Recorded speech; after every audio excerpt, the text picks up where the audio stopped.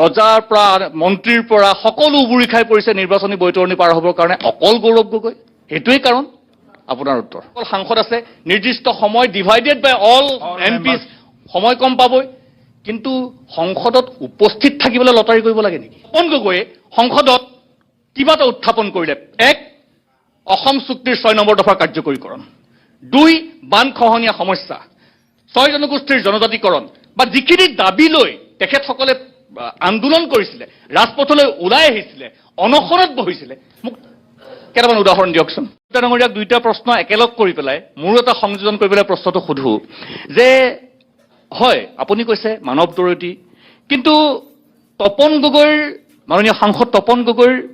মোৰ প্ৰশ্নটো অকণ দীঘলীয়া আপুনি একেলগে লৈ ল'ব সংসদত যোৱা 5টা বছৰ যদি আমি অকণমান পৰ্যবেক্ষণ কৰোঁ তেতিয়া এজন সাংসদ হিচাপে যিটো হ'ব লাগিছিল যি ধৰণে 1996 চনৰ পৰা 2001 চনলৈকে হেমন্ত কলিতাই অসম বিধানসভাত দপদপাই আছিল তেনেকুৱা পৰিৱেশ এটা আমি দেখা নাপাওঁ প্ৰথম দ্বিতীয় তেওঁ কুৱেশ্যন কম কৰিছে তাত মোৰ আপত্তি নাই তেওঁ বিতৰ্কত কমকৈ অংশগ্ৰহণ কৰিছে তাত মোৰ ক'ব লগা নাই তেখেতে প্ৰাইভেট মেম্বাৰশ্বিপ বিল উত্থাপন কৰা নাই তাতো মোক ক'ব লগা নাই কিন্তু সাংসদৰ যিটো গড় যিটো এভাৰেজ গড় যিটো মাপকাঠি তাত সৰ্বভাৰতীয় পৰ্যায়তকৈ তেখেত তলত আছে সেইটোত মোৰ ক'ব লগা আছে আৰু সমান্তৰালভাৱে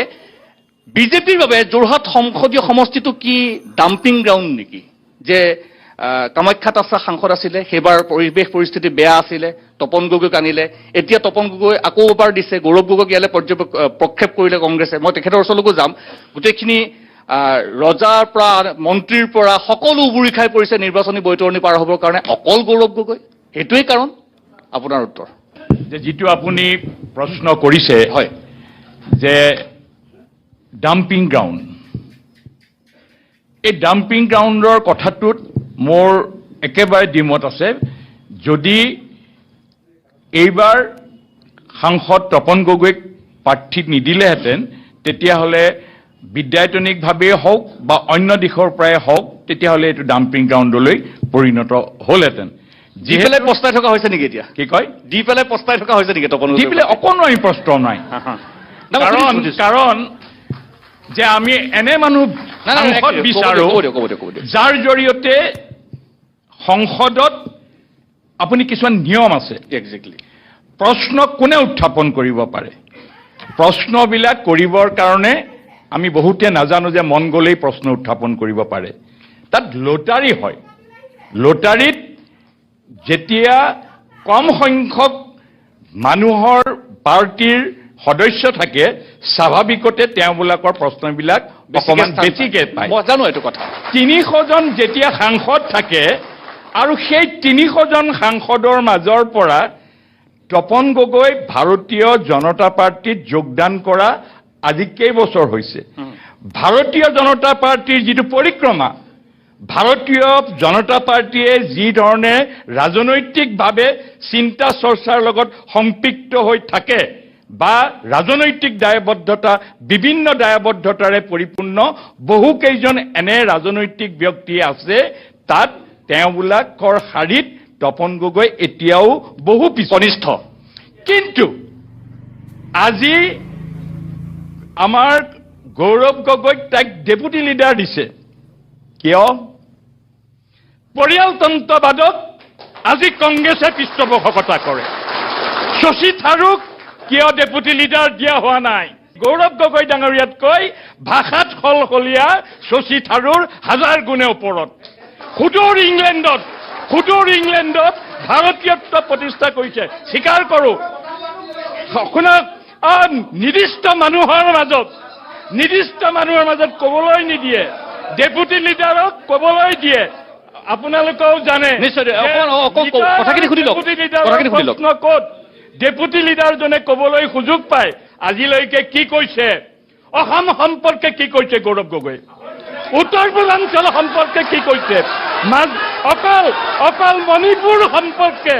অকল মণিপুৰ সম্পৰ্কে ঠিক আছে কলিতা ডাঙৰীয়া এই পৰিৱেশনো কৰিব গৌৰৱ গগৈ ভাষাত অসম নাই শুনি লওক শুনি ল'বলৈ দিয়ক গৌৰৱ গগৈ বুকুত ধন্যবাদ ধন্যবাদ ধন্যবাদ ধন্যবাদ জনাইছোঁ কল্যাণ ডাঙৰীয়া অকণমান ৰ'ব মই এটা কথা সুধিব বিচাৰিছোঁ মই আপোনাৰ লগত একমত হয়। মই এক মিনিট ৰ'ব এইটো ৰাজনীতি আচলতে গৌৰৱ গগৈ নকৰে তপন গগৈ নকৰে হয় মই কৈছোঁ যে এইটো ৰাজনীতি গৌৰৱ গগৈ নকৰে তপন গগৈ নকৰে গতিকে কোনেও নকৰে আপুনি যিটো কথা ক'লে মই প্ৰথম যেতিয়া প্ৰশ্নটো সুধিছোঁ ৰ'ব প্ৰশ্নটো মই কৰি থাকোঁতে ৰ'ব নাই এইটো নকৰিব এইটো নকৰিব মই আপোনালোকৰ প্ৰতিনিধি তাত আছে মই এইটো কথা জানিব বিচাৰিছোঁ আপুনি যিটো কথা ক'লে যে কিছুমান নিয়ম আছে কিন্তু মই যদি আপোনাক এনেকৈ সুধোঁ প্ৰথমতে মই আপোনাক কৈছিলোঁ যে প্ৰশ্ন কম সুধিছে তাত মোৰ ক'ব লগা একো নাই বিল এখন বা বিতৰ্কত অংশগ্ৰহণ কম কৰিছে মই একমত যে এটা সৰু ভাৰতীয় দল ইমান সকল সাংসদ আছে নিৰ্দিষ্ট সময় ডিভাইডেড বাই অল এমপি সময় কম পাবই কিন্তু সংসদত উপস্থিত থাকিবলৈ লটাৰী কৰিব লাগে নেকি মোৰ দুই নম্বৰ প্ৰশ্ন উপস্থিতিৰ হাৰ সৰ্বভাৰতীয় পৰ্যায়তকৈ কম তপন গগৈ 2 নম্বৰ প্ৰশ্ন তপন গগৈ ক'ৰ পৰা আহিছে সদৌ অসম ছাত্ৰ সন্থাৰ সাধাৰণ সম্পাদক আছিল যিখিনি বিষয় লৈ এজন ছাত্ৰ নেতাই জীৱনৰ অৰ্ধেক সময় পাৰ কৰিলে সেই বিষয়খিনিক লৈ কোন দিনাখনি তপন গগৈয়ে সংসদত কিবা এটা উত্থাপন কৰিলে 1 অসম চুক্তিৰ 6 নম্বৰ দফাৰ কাৰ্যকৰীকৰণ 2 বান খহনীয়া সমস্যা 6 জনগোষ্ঠীৰ জনজাতিকৰণ বা যিখিনি দাবী লৈ তেখেতসকলে আন্দোলন কৰিছিলে ৰাজপথলৈ ওলাই আহিছিলে অনশনত বহিছিলে মোক কেইটামান উদাহৰণ দিয়কচোন অসম চুক্তিৰ 6 নম্বৰ দফা কাৰ্যকৰীকৰণৰ ক্ষেত্ৰত ভাৰতীয় জনতা পাৰ্টিৰ যি আন্তৰিকতাপূৰ্ণ প্ৰচেষ্টা দেখাতো নাই মই কৈছোঁ যে এইখিনিৰ বাবে যিখিনি কাৰ্যকৰীকৰণৰ বাবে